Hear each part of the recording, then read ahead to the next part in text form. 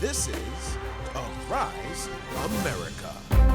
Now we begin in Washington, where witnesses attending the second hearing of the investigation of the January 6th riot at the US Capitol focused on how aides told former President Donald Trump that he had lost his 2020 re-election bid. Now, his campaign manager, Bill Stepien, was set to testify before the 9-member House of Representatives committee, but bowed out at the last minute because of a family emergency. Instead, the panel showed a previously recorded testimony from the ex-campaign manager.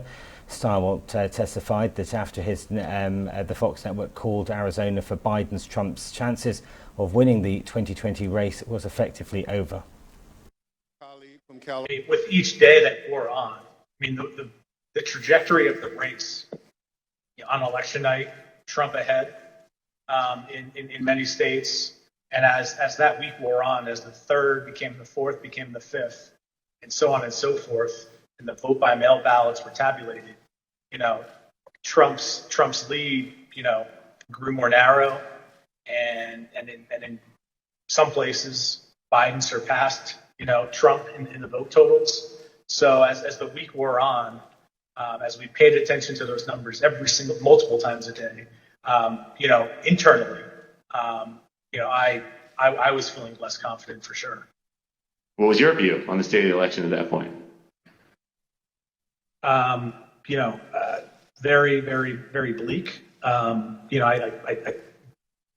We told him, the group that went over there outlined, my belief in chances for success at this point, and then we pegged it at 5, maybe 10% based on recounts that either were automatically initiated or could be initiated based on realistic legal challenges, not all the legal challenges that eventually were pursued.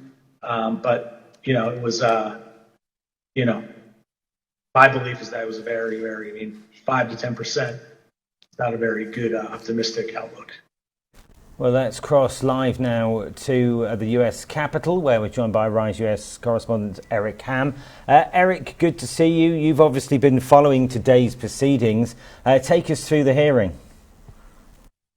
Yeah, what we saw today was the committee actually prosecuting the case. We saw last week during that primetime hearing that the committee were laying out a 7-part theory of what they believe the former president did to try to overthrow the government to stay in power. Well, today what we saw was the committee basically prosecuting its case, laying out the evidence and bringing in both live and videotape testimony to back up their theory. We heard from Chris Stilwell of Fox News, who was actually fired from his position, mind you, because he actually called the election for Joe Biden in the state of Arizona. And he told us that there were 5 states that they were looking at: Arizona, Michigan, Wisconsin, Georgia, possibly Wisconsin. And he said that they had an operation where they had worked with the Associated Press, the University of Chicago. They had put together this top-tier operation to look at where the votes were coming from and to also be able to lay out what they thought would eventually be the outcome in these individual states. And here's what's interesting. He said that what we did was not necessarily competition for the campaigns. It was competition where we were able to get the story before the other major networks did. And he stood by both the call that they made and the work that they did to actually call Arizona for Biden. And we were told that it was Jared Kushner, the son-in-law of the president, Donald Trump, who actually placed a phone call to Rupert Murdoch himself to let him know that they were unhappy that Arizona had been called for Joe Biden, and that deeply upset them, which led, of course, to his firing. We also heard from a former U.S. attorney who was also pushed out of his position because he said he was the U.S. attorney for Georgia, and that he refused to go along with any shenanigans that would somehow dictate that Georgia had election fraud where it did not. And as a result of that, we saw how he was unceremoniously pushed out of his position. And of course, we heard from one of the top election lawyers for the Republican Party over the last 3 decades. So what we saw here were people from the Republican Party or from the president's own inner circle actually using their own words, their own voices to actually prosecute this case, take away any argument that former President Donald Trump actually had a grievance or a gripe to suggest that somehow this election was stolen. And so what we're seeing here is a 2-part case from the committee. One saying that not only did they commit a fraudulent act, but also they had the wherewithal, the mindset to actually commit the act. And so what we see here is they're laying out this case, and it's a pretty damning argument that we're seeing from the committee so far. And this is only day 2. So we're expecting at least 2 more hearings this week from them, where we will hear from these committee members. And I'll say very quickly, we also heard, while we were told that there were multiple instances of where they believe the former president committed crimes, just as they were closing their hearing today, they said that the president was able to raise nearly $250 million as a result of pushing this election fraud, which suggests that this also was a fraudulent claim. They knew this was not true, but yet they were raising money. And then they also tied how the money went back to special interests tied directly to the former president. Now, Eric, you mentioned some of the people that spoke. We also heard more from William Barr, the Attorney General. And it does take unique circumstances or special circumstances for Attorney General to, in effect, say the president was detached from reality. They were the key words that he used today.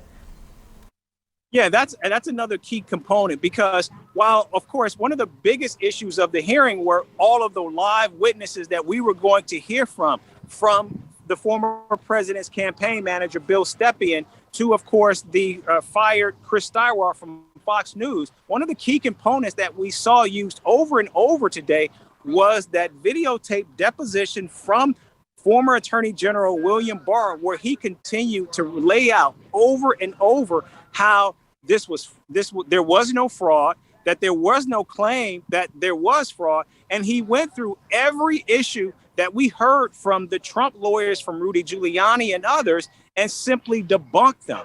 And they took that point by point. And so I think what you're seeing here is the committee clearly speaking to the American people and using those closest to the president, using their own words to debunk the claims that were made over and over by people like former Mayor Rudy Giuliani, who we also heard from key people in testimony that they believe that the former mayor was actually inebriated on the night of the election.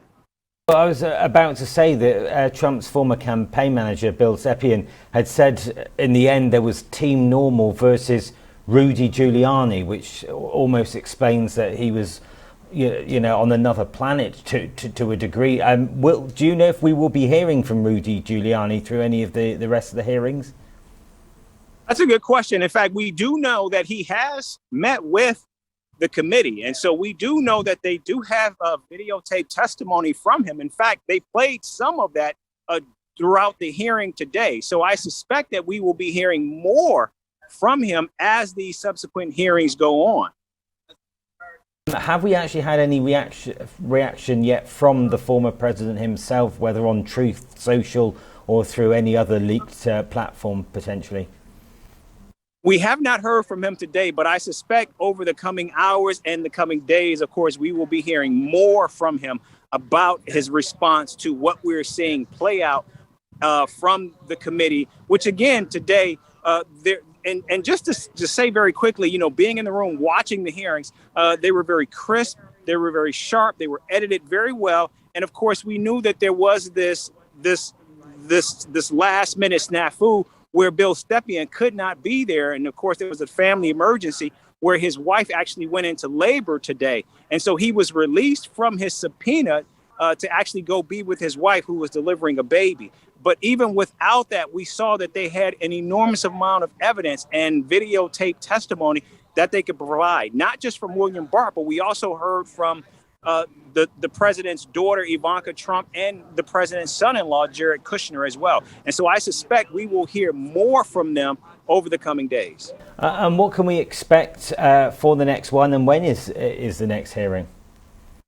Well, like I said, we're expecting to hear from the committee at least one more time this week, possibly two more times. And we do know that we don't know exactly who the witnesses are. I suspect we will get more of that information over in the next 24 hours about who is expected to actually be at the upcoming hearings that will testify. And also, I do believe we're going to see more from the committee about this thread in terms of how much money was raised to go towards this that actually went directly towards the president's special interest. And I think what you're seeing here is they're laying out this case, making it that much more difficult and putting more pressure on the attorney general to address this issue.